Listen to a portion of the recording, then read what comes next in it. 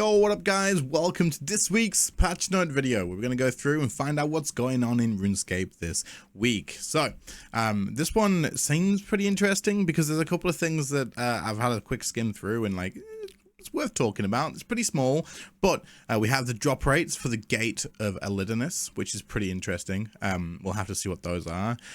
I feel like they're pretty decent, you know, they're not overly rare, super rare, but what do I know? I've not done it all that much. So let's take a look, shall we? So group bio manager is around the corner on October 28th, but before that, let's check out the drop rates for the Gate of Elidinis. Right, so players have been cleansing the corruption from the Gate of Elidinis for just under a month, and as mentioned in our drop rates blog, we aim to reveal the drop rates approximately 4 to 6 weeks after launch, which is cool. I really like this. I think this is a really good amount of time. Like, you don't want it straight away because it's exciting to not know, I guess, for the beginning bit. Probably gets old like a bit quicker than 4 to 6 weeks. But at the same time, it gives people in the communities that time to build like their own sort of guess, because people are like reporting when they're going to drop and stuff. And then there's people that are like making Excel spreadsheets and stuff to try and figure it out. Now, I'm going to assume they're probably pretty close. And if you're someone who has got part of that, let me know in the comments if these are actually really close. But the drop mechanics. The gate has a variety of materials split into 2 reward buckets. For each cleansing of the gate, players will roll 3 times on the first bucket, and then once on the second bucket, and then a final roll on the rare item bucket. Runic Attractor, Memory Dowser, Scripture of Elidinis, Eclipse Presso. For a total of 4 guaranteed rewards with a 1 in 120 chance of a 5th. Okay. Item. So the runic, so all these basically is 1 in 120 for the drop table and 1 in 480 for specific item. 1 in 120 chance to hit the table, 25% chance of each unique drop. So they actually have the same chance of dropping them. It's not like it's completely the same to get the Attuner as it is to get the Eclipsed Soul Prayer, which is interesting. I think I've seen more people saying they've had like plenty of scriptures and stuff. But I guess it's 25%, so just getting a little bit unlucky there, because I assume these are still the most expensive part, right? 1 in 120 drop table, 148 for specific items. Cool. Fragment of the Gate, which is the pet, is 1 in 1500 with a threshold of 400. So that means that every 400 cleanses, the numerator of your pet chance will increase by 1. For example, at 399 kills, your pet chance will be 1 in 1500. At 400 kills, your pet chance will be 2 in 1500, or 1 in 750. At 800 kills, your pet chance will be 3 in 1500, or 1 in 500, and so on. So it just gets easier to get it, basically, the more you go along, which makes sense. And latent memory is 1 in 71. It appears in the second item bucket. Okay. And after the flood, the low bucket is 1 in 10, which makes sense. Like, these, you don't want to be chasing these for way too long. It also has a bad luck mitigation, where your chance to gain this drop increases until being near 100% by cleanse 15. So by the time you've done 15, you're going to get the book if you haven't already. Good. That's probably a good thing. Nice, interesting. As an additional bit of fun, we have some data tidbits for you. The first 10 players to cleanse the gate were Kami, Cameron, Ryan, Yazzie, and Milk's PP. Okay. Okay. Oh wait, no, there's more people here as well. I missed these. I thought this was like talking about specific things. And there's Ralph and Young and Iron and Monkey and Al Sang as well. Cool. There you go. Congrats to you guys. That's really cool. It took me. I wasn't on for this actual release. Was I on for the release? I think maybe like an hour later or something. But also, it took me ages to work this thing out. It took me so long to work this thing out, to be honest. I pretty much had to just ask people what to do. 2103 is the highest number of current cleanses by a single player. Holy crap. 1667 if you are now proud owners of the pet. Shark Tag was the first player to collect the pet, and only after 2 cleanses. Holy crap.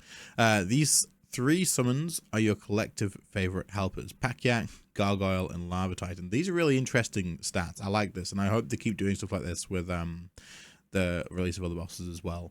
But very cool. Honorable mention to the pack Mammoth, which players flock to immediately after launch. Finally, feast your eyes on this concept art from early in production. Very cool. Big space woman. Okay. Yeah, I mean the artwork and the actual zone of the place is insanely nice. It is really good. So that's that. There's the drop rates for the Gate of Elidinis, for those of you that were interested. People, are you guys still doing it? I haven't really touched it. And what's the kill speeds like now, by the way? Like, it was pretty quick on release. What's it like now? Probably like even quicker, right? With recent release of Harvest Hollow and the upcoming launch of Group Iron Man landing on 28th of October, our focus has been ensuring the functions that feature ready for launch. Yeah, so this doesn't surprise me. I wasn't expecting like a massive list of patch updates today because of the fact that Iron Man swing next week, and then also, like they said, we had Halloween last week. And we're getting like the new maze boss today, I believe, as well. So like I wasn't expecting a massive thing. To this end, we are launching an engine update to support the Group Iron Man functions and held off releasing a handful of patch notes to avoid adding complications to the launch at this time. It makes perfect sense, and like yeah, obviously. I'd rather have like everything else launch smoothly, the big content things launch smoothly, than just have like what fixed this typo here, you know what I mean? Hotfix: resolve the randomness of the artifacts earned through archaeology. Ancient remains now give players the bones that they have the least of. I think this is something a lot of people were complaining about, so this is actually good. This is hotfixed actually, so it's already been in the game. People already know this. Tweaked the animation used and positioning of players when interacting with the summoning activity in the Halloween hub to improve performance in the area. Okay, cool. Fixed a destructive bug in chat, engine support for upcoming Group Iron Man game mode, added memory optimizations focused around animation heavy areas, and improved animation systems to reduce memory usage in new areas. Nice. Hopefully this will make a difference, because whenever there's a new area, it's always like FPS drop like crazy. So maybe. Chat log. There's a PVM and chill on October 25th. You guys are interested? And then these are the bits that I thought were interesting. Okay. Well, I mean, not interesting, but they're kind of cool. But also Treasure Hunter. So, Grim Harvest. Okay, the harvest is upon us. Smash pumpkins in the Grim Harvest to earn hodments and fill up the harvest bonus bar. Every fourth harvest bonus will earn you a piece of the brand new Necromancy skilling outfit, which increases your experience gain. I hope to God that you can get this in game as well.